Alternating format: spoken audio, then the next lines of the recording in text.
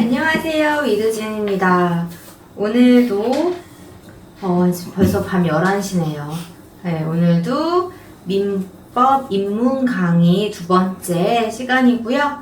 오늘은 아직 이제 민법 처음 들어가는 거기 때문에 이제 보시는 분들도 그렇고 이제 저희 수험생, 저희 신랑도 그렇고 네, 개괄적으로 민법에 대한 큰 틀을 위주로 할 건데요. 지난 시간에는 일단은 반사회적 행위 절대적 무효인 사유 좀 지켜봤고 오늘은 이제 계약법 먼저 들어갈 거예요. 계약법 들어갈 건데 지난 시간에 잠깐 말했듯이 민법은 민법, 총칙 있고 물권법 있고 채권법 있다고 했죠? 이렇게 세 가지가 있고 채권법에서 이제 채권 총론 그 다음에 강론 이렇게 있다고 했어요. 그래서 계약법은 이제 채권법을 계약법이라고도 말을 하거든요. 그래서 총론, 강론 이렇게 있는데 지금 책에 있는 목차 보면서 개괄적으로 볼 거예요. 그래서 계약 총론에 첫 번째 보면은 계약법 서론, 그래서 계약 자유의 원칙과 제한 이런 게 나와 있죠. 첫 번째 줄에 이거는 저번 시간에도 말했듯이 민법은 기본적으로 계약 자유의 원칙이 주어져 있다. 계약 당사자가 당사자를 선택할 자유, 계약 내용을 정할 자유, 방법을 정할 자유 이렇게 해서 선택할 수 있는 자유가 있는데 대신에 제한이라고 한 거는 지난 시간에 배웠어요. 그걸 제한하는 게 뭐라고요? 반사회 질서 행위. 그래서 이런 거는 아무리 자유가 주어졌지만 반사회 질서의 행위이기 때문에 무효다라고 해서 제한이 주어지는 거, 그 내용들이고요. 그 다음에 이제 계약의 종류라고 해서 전형 계약과 비전형 계약 이런 단어가 있죠. 그러니까 민법은 일단은 법률 자체는 기본적으로 단어에 익숙해져야 돼요. 단어 자체가 지금 다 한자이기 때문에 평소에 일상생활에 쓰는 단어들이 많이 없어요. 전형 계약하면은 당연히 이게 무슨 계약이야? 비전형 이거는 저희 부동산 실무에서도 쓰지 않는 용어이기 때문에 너무 생소할 텐데 전형 계약 그 다음에 비전형 계약 일단 기본적으로 이 비자는 안일비예요. 안일비 한자로 그래서 전형 계약의 반대말 아니다른 거 그러면 전형 계약이 뭔지 알면 되겠죠. 말 쓸 때 통합은 전형적이다 하면은 무슨 뜻이겠어요? 눈빛을 피하지 않는데 나 질문 안 할게. 눈빛 피하지 마.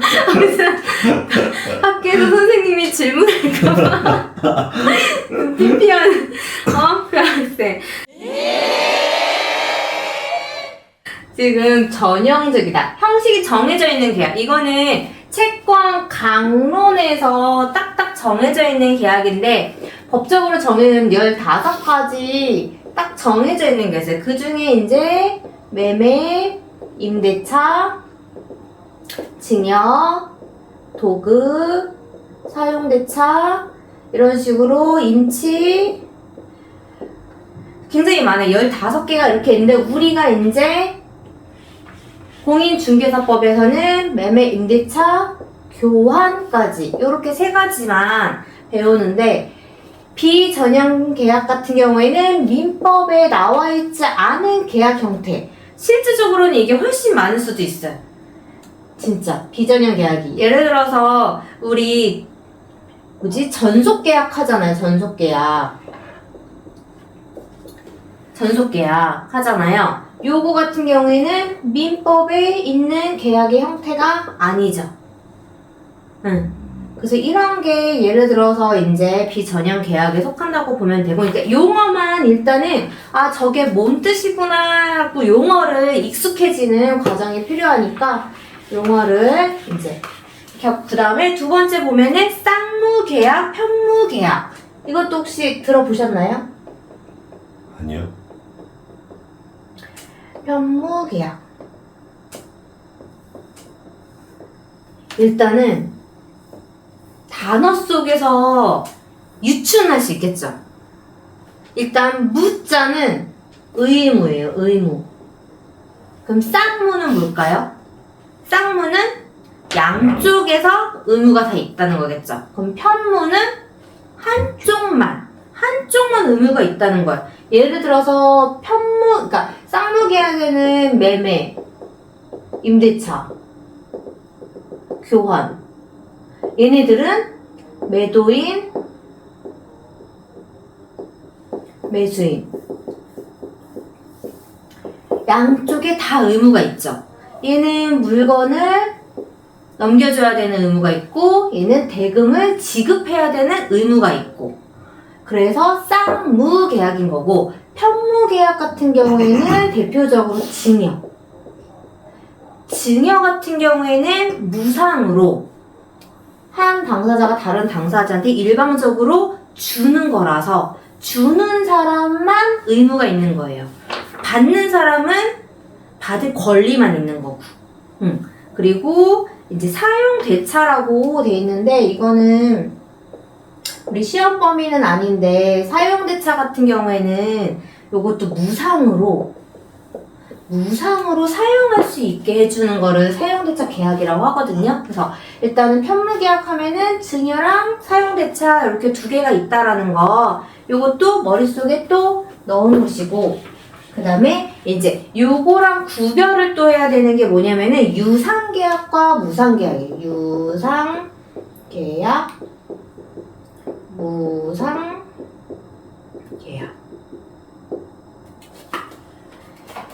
유상은 대가가 있는 계약.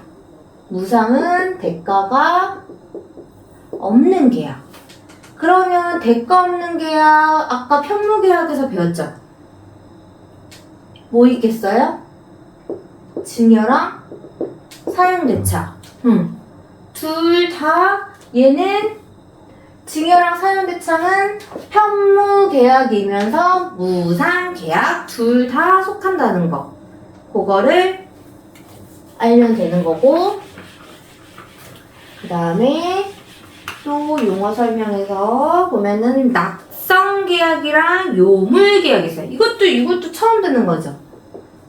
낙성계약, 요물계약.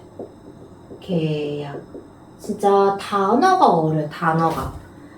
일단 요물 같은 경우에는 이 요자는 필요할 요. 그러니까 요구하다의 요. 요구, 물적인 거를 요구하는 계약. 그러니까 계약을 할 때 뭔가 물적인 게 필요해. 그 대표적인 게 바로 계약금 계약이에요. 계약금. 계약금 같은 경우에는 계약금이라는 게 가야지만 계약이 성립하는. 근데 낙성계약은 뭐냐면은 요런 게 필요 없고 말로 성립할 수 있는 게 낙성계약이에요. 그러니까 일단 용어를 일단 들으면은 저 들어봤다. 지금 다 막 외울 생각을 굳이 안 해도 돼요. 나중에 계속 듣다 보면은 이제 계속 알게 되니까 그 다음에는 뭐 일시적 계약, 계속적 계약, 뭐 예약과 본계약 이런 거는 별거 없고 그 다음에 이제 여기에서 아까 중요했던 쌍무계약, 편무계약, 유상계약, 무상계약 이렇게 있었을 때 쌍무계약에서 문제가 생겨요. 왜? 쌍무는 양 당사자 다 의무가 있는 거잖아요. 양 당사자가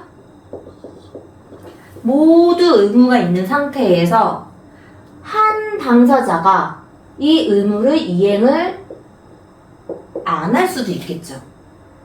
이런 일이 생길 때 뭐가 생겨요? 채무 불이행이 생기잖아요. 그쵸? 그래서 쌍무 계약에서는 여러 가지 문제들이 생기기 때문에 여기서 배울 게 되게 많은데 여기는 시험 범위에 시험에 꼭 동시행 항변권 이거는 꼭 나와요. 동시이행의 항변권인데 이거는 뭐냐면은 쌍무 계약의 이 의무를 동시에 이행하라는 거야. 일단은 만약에 매매에서 잔금을 치르잖아요. 그러면 잔금을 치르면 매수인은 잔금, 대금을 지급할 의무가 있죠. 그쵸? 그 다음에 매도인은 잔금날 매수인한테 뭐 줘야 돼요? 소유권 이전할 수 있게 이전에 관련된 서류를 줘야 되죠. 이전 서류를. 이렇게 이거를 동시이행이라고 하는 거예요. 야, 네가 돈을 먼저 줘야지. 나도 서류를 주지. 얘는 또 이렇게 말할 수도 있고, 내가 널 뭘 믿고 돈을 먼저 주냐. 너 돈만 받고 갈 수도 있는데, 이런 식으로 문제가 생길 수 있기 때문에 동시에, 그래서 동시이행 항변권은 둘 다 의무가 있지만 너 나한테 서류 내놔라, 네 의무 이행해라 할 때는 그러면 너도 대금 지급 의무해라. 동시에 하라는 거야. 얘가 대금을 주기 전까지는 얘도 서류를 줄 의무가 없는 거야. 근데 만약에 얘는 대금 지급 의무를 안 해. 근데 그렇게 되면 얘는 서류를 만약에 얘한테 이행하려고 준비라도 해서 현장에 가요.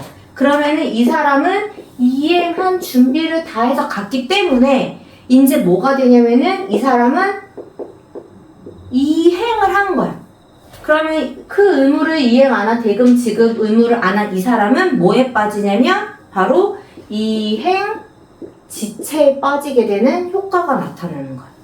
이거는 동시 이행일 때에만 나타나는 현상이라고 보면 돼요. 그러니까 이것도 이제 다 세부적으로 들어가게 되면은 배우게 되고, 그 다음에 계약에서 가장 많이 일어나는 게 바로 채무불이행이랑 해제예요. 해제. 그러니까 계약이 잘 성립이 돼가지고 이행도 잘 되고 이전도 다 잘 되고 돈도 다 잘 받았어요. 그러면은 저번에도 말했듯이 아무 일도 일어나지 않은, 아무 판례도 있을 수도 없어요. 문제가 생겨야지 판례도 있고 하는데, 말했잖아. 우리는 시험 문제에 항상 뭐가 나온다? 판례가 나온다. 문제되는 상황이 문제 나오기 때문에 결국은 해제, 채무불이행, 이거를 열심히 공부해야 돼요.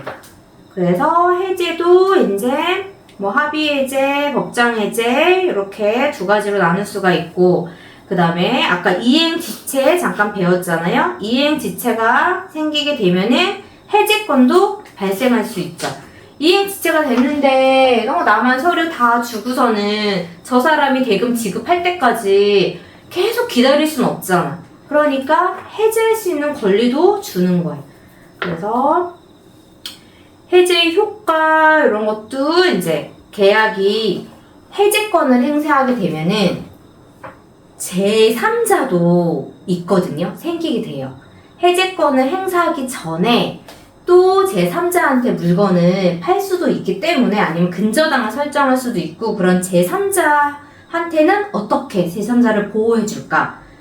라는 거에 대해서 이제 배우게 되고, 그 다음에 이제 해지 같은 경우는 해제랑 다른 점은 효과랑 이런 건 다 똑같은데, 이제 해지, 우리 핸드폰 약정 해제한다고 표현해요? 해지한다고 표현해요? 해지라고 하잖아요. 이렇게 계속적으로 계약을 유지하고 있는 거를 이제 종료시킬 때는 해지라는 이제 용어를 쓰는 거고, 이거는 이제 장래효라는 거는 효과가 해지한 순간부터 이제 요금 납부를 안 한다는 거예요. 근데 해제 같은 경우에는 계약을 다 했지만 이행을 못해서 해제를 하면은 그 순간부터 계약의 효과가 아니고 처음 계약한 소급효래. 그래요. 소급. 앞으로 효과를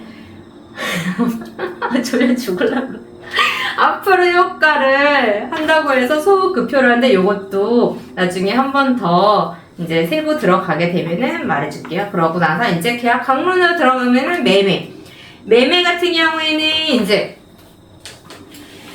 법률 그 민법에서는 다 단계가 똑같은 게 뭐냐면은, 일단은 법률 행위를 해서, 법률 행위라는 거는 어떠한 의사표현과 행동과 이런 거를 해서 움직임을 일으켜서 그 다음에 계약을 성립을 시켜요. 계약을 성립. 근데 계약이 성립이 됐다고 해서 다 효과가 일어나는 게 아니에요. 계약의 성립이 되고 나서는 이제 효과가 발생해요. 그래서 성립, 효과 계속 요 과정으로 보게 돼요. 그럼 효과는 어떻게? 무효, 유효 이런 식으로 나뉘어지겠죠. 그래서 우리가 보는 거는 대부분 무효가 되거나 이제 취소하거나 이런 식으로 계약이 깨지는 경우 그런 경우를 전체적으로 보게 될 텐데 매매 같은 경우에도 똑같이 매매 성립 이렇게 되어 있죠. 성립할 때 뭐 매매 예약 그 다음에 계약금도 증약금, 해약금, 이약금 그것도 세부적으로 이제 들어가게 되면 되는 거고 그 다음에 매매 효력 효력에서는 일단 성립이 됐는데 매도인의 의무가 있고 매수인의 의무 아까도 말했듯이 매도인의 의무가 있고 매수인의 의무가 있다죠. 쌍무계약이기 때문에 그런데 이제 대금을 지급하는 장소는 또 어디서 하면 되는지 뭐 매수인, 매도인 중간에서 하는지 아니면은 매물이 있는 곳에 하는지 이런 것도 배우게 되고 근데 대부분 이렇게 민법을 지금 계속 배우지만 계속 기본 틀은 뭐라고요? 계약 자유이기 때문에 얘가 무조건 이렇게 이행을 해야 되는 형법적인 그런 법은 아니라는 거를 알고는 있어야 돼요.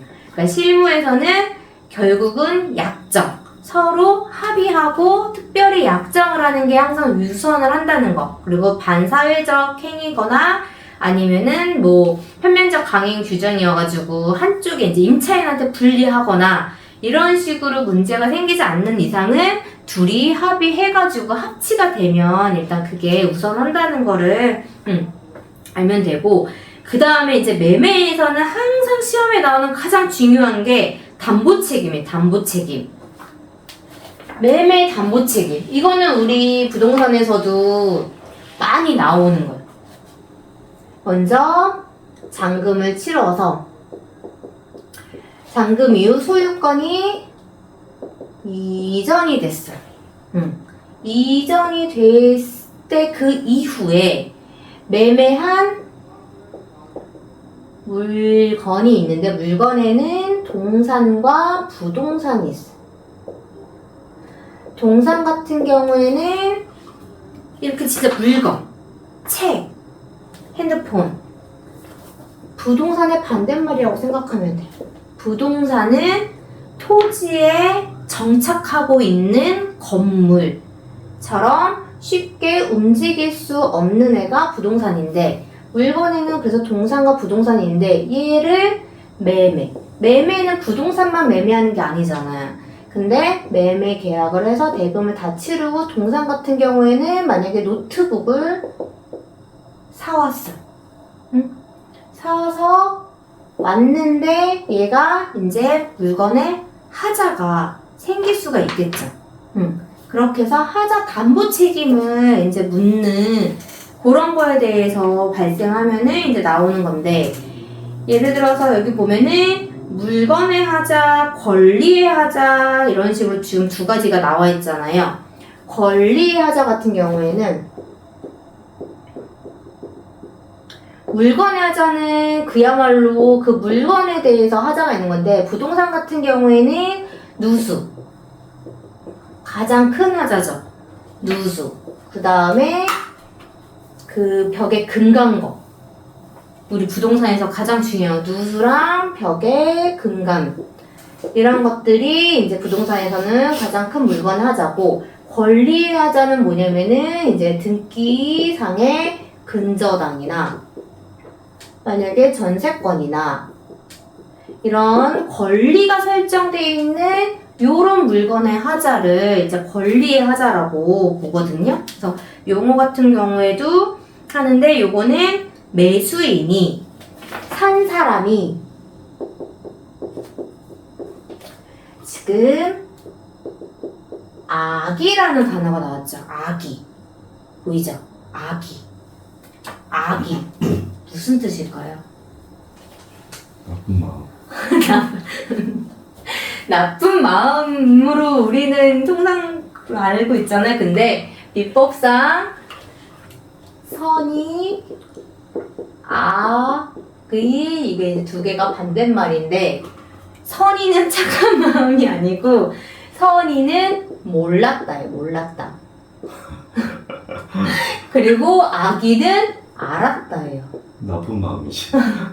근데 아는 건 나쁜 건 아니지만 아무튼 그 알고서는 그거를 이용하려는 뭐 근데 그런 거 다 떠나서 아무튼 알았다 몰랐다 요 차이예요. 네, 그냥 모르는 사람은 그냥 선의의 제3자 선의의 상대방이라고 하고 알고서 한 사람은 그냥 악의의 상대방 악의의 제3자라고 해서 보호해줄 필요가 없다고 해가지고 악의를 갖게 되면은 어쨌거나 보호를 많이 안 해주려고 하고 그 다음에 모른 선의 같은 경우에는 몰랐기 때문에 조금 구제를 해주려고 좀 보호를 해주려고 노력을 하는 조항들을 볼 수 있을 거예요. 그리고 일단은 여기까지 이제 매매 같은 경우는 담보 책임이랑 이제 매매 효력에서 매도인, 매수인 의무 요런 거랑 그 다음에 계약금, 해약금, 위약금 요거 이제 성질 요렇게 좀 보면 될 것 같고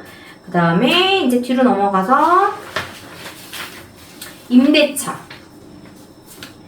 임대차 같은 경우에는 요거는 설명을 조금 하고 오늘 끝낼게요.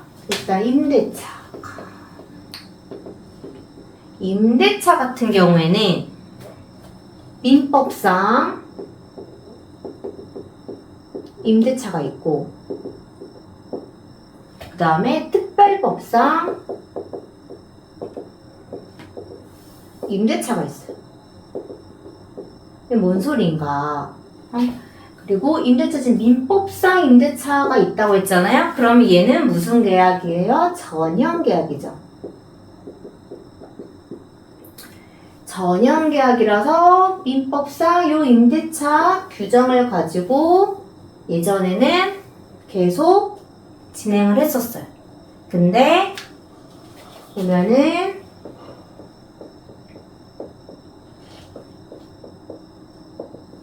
이거 들어보셨는지 모르겠는데 매매는 임대차를 깨뜨린다. 트야? 깨뜨린다. 뭐야? 깨뜨린다 같은데? 그쵸? 깨뜨린다. 아이, 깬다. 매매는 임대차를 깬다라는 게 혹시 들어봤나요? 못 들어봤죠? 이건 뭔 소리냐면은 저번 시간에 첫 번째 시간에 배웠던 물건과 채권의 가장 큰 차이점. 물건은 뭐예요? 절대권. 절대권이라는 거는 누구나에게 다 주장. 그 다음에 채권은 상대권. 뭐예요? 계약 당사자에게만 주장. 이거죠. 그러면 매매 계약을 하게 되면 자동적으로 하게 되는 게 왜 매매 계약서가 중요해요? 잔금 치러서 등기 가져오는 게 중요해요? 잔금 치러서 등기를 가져오기 위해서 매매 계약을 하는 거죠. 그래서 매매를 하게 되면은 매수인에게 뭐가 이전돼요? 소유권이 이전돼요. 소유권은 무슨 건이에요? 물건이에요? 채권이에요? 물건이죠. 물건. 등기부에 나와 있는 물건이죠. 누구나에게 다 주장할 수 있는 소유권은 소유권은 등기부에 공시되어 있다고 해요. 공시. 누가 봐도 저 사람이 소유자다. 만약에 채권이면 뭐 매도인한테만 주장하게? 소유권을? 아니잖아. 등기부에 공시되는 절대권, 물건이란 말이에요. 소유권은. 그럼 매수인에게 소유권이 이전됐어요. 네? 근데 임대차 계약을 한 임차인이 있어요. 임차인이. 이게 누구랑 계약했어요? 매도인이랑. 매도인이 팔기 전에 계약한 임차인이 있어. 그럼 얘 임대차 계약했잖아. 임대차 계약은 등기부 떼면 나와요, 안 나와요? 안 나오죠. 그럼 물건이 채권이에요. 얘는 채권이잖아. 채권에 있잖아. 그쵸? 임대차 계약은 채권이에요. 그럼 이 임차인은 내 임차권을 누구나에게 다 주장할 수 있어요? 매도인한테 주장할 수 있어요? 매도인한테밖에 주장을 못하는 거예요. 그래서 매도인이 이 집을 팔아 넘겨버리면 이 매수인은 이 임차인한테 나가라고 할 수 있었어요. 왜? 얘가 소유자니까. 이 소유자는 아무나한테 다 주장할 수 있으니까 내 집에서 나가라고 할 수가 있어서 이 임차인들이 내쫓기는 상황이 굉장히 많이 발생했어요. 그래서 생겨난 게 바로 특별법상 임대차인 주택임대차보호법이 생긴 거예요. 그래서 주임법이라고 해서 주임법. 특별법상 주택임대차보호법이 생겼는데 얘는 생겨난 이유가 바로 주거의 안정 때문에 생겼어. 이렇게 쫓겨날 일이 없게끔. 그래서 주거의 안정이 쫓겨날 일이 없게끔 생긴 이유가 주거의 안정인데, 그렇다면 이 채권 계약인 여기에다가 주거의 안정을 위해서 무슨 효력을 줬겠어요? 바로 물건에 대항할 수 있는 물건적 효력을 준 거예요. 완전히 물건은 아니야. 물건에 대항할 수 있는 그만큼의 힘을 준 게 물건적 효력인데, 이걸 바로 뭐라고 하냐면 우리가 계약서를 쓰고 나서 동사무소 가서 전입신고하고 확정일자 받으라고 하는 그 대항력이 대항력. 이 대항력이 바로 물건적 효력이에요. 그래서 매매를 해서 매수인에게 넘어가도 이 임차인이 전입신고를 하고 실제 거주를 하고 있으면 이 임차인한테는 대항력이라는 게 생겨서 누구한테? 채권이지만 물건적 효력이 있으니까 이 매수인한테 주장할 수 있는 거야. 매수인 얘를 내쫓지 못하도록. 그래서 얘가 물건적 효력이 생기는 거야. 근데 진짜 법이 지금 가장 계속 문제가 되는 게 소유권 이전도 그렇고 근저당도 그렇고, 근저당이라고 안 하고 그냥 저당권이라고 할게요. 저당권도 그렇고 이런 물건들은 등기를 치면, 등기에 접수를 하면 그날 효력이 발생해요. 근데 이놈의 대항력은 동사무소에 가서 전입신고를 하면 그날 효력이 아니고 그 다음날 0시에 효력을 발생하는 효력이라서 아직까지도 물건, 얘가 더 우선하기는 해. 이것 때문에 지금 전입신고를 하기 전에 매도인이랑 매수인이랑 짜고서는 물건을 팔아치우는 그런 행위를 해요. 근데 대항력이 안 생기면 보증보험에 가입을 해도 대항력이 없기 때문에 얘가 더 등기 친 얘가 더 우선하기 때문에 보증회사에서 그 전세 보증금을 대신 안 돌려줘 또. 그래서 이게 어떻게 법적으로 좀 해결이 돼야 되는 그런 문제점이 있어요. 그래서 특별법상 임대차에는 이제 주택 임대차가 있고 또 하나 상가 임대차 보호법도 특별법상에 있어요. 그러면 지금 민법이 있고 특별법이 있잖아요. 그러면은 법이 임대차가 이렇게 두 개가 있는데 민법이 더 우선할까요? 특별법이 더 우선할까요? 찍어보세요.